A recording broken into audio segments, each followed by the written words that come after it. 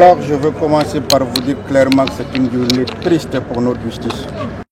Une journée triste pour ce procès, une journée triste, mais nous ne sommes pas étonnés.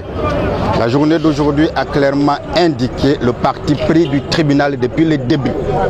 Alors, je peux vous assurer, lorsque l'article 407 du Code de procédure pénale est très clair, lorsque pour une demande, des avocats ou des accusés ont déposé des écritures écrites, des conclusions écrites, le tribunal est tenu de statuer. Et le droit pénal est d'interprétation stricte. Le juge est soumis à l'autorité de la loi et il ne peut pas en décider autrement. Son rôle, sa mission aujourd'hui était de tout simplement mettre cette affaire en délibéré et décider d'un jour pour statuer. Et il doit statuer par écrit en motivant, point par point, tenant compte des conclusions qui lui ont été présentées, des réquisitions qui lui ont été faites également avant de donner sa décision, de lire le dispositif. S'il prend le soin de joindre au fond, rassurez-vous que même s'il n'a pas visé des dispositions de la loi, il a voulu faire allusion à l'article 429 du Code de procédure pénale. Cette disposition s'applique en matière correctionnelle, pas en matière criminelle.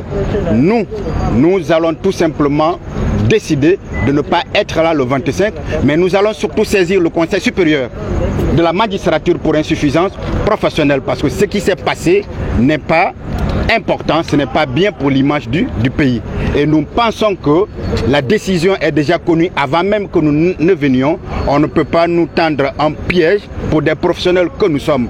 Pour que nous attendons le jour du délibéré, le président ou le tribunal vient dire, nous requalifions les faits et à ce moment-là, on ne pourra plus rien.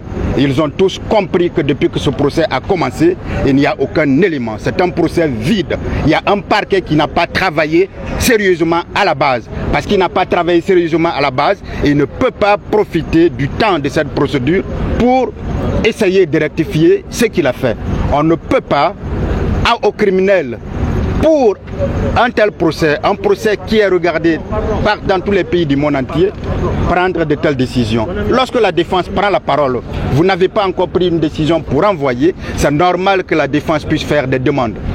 Ce sont eux qui ont mis leur affaire en délibéré, ils avaient la possibilité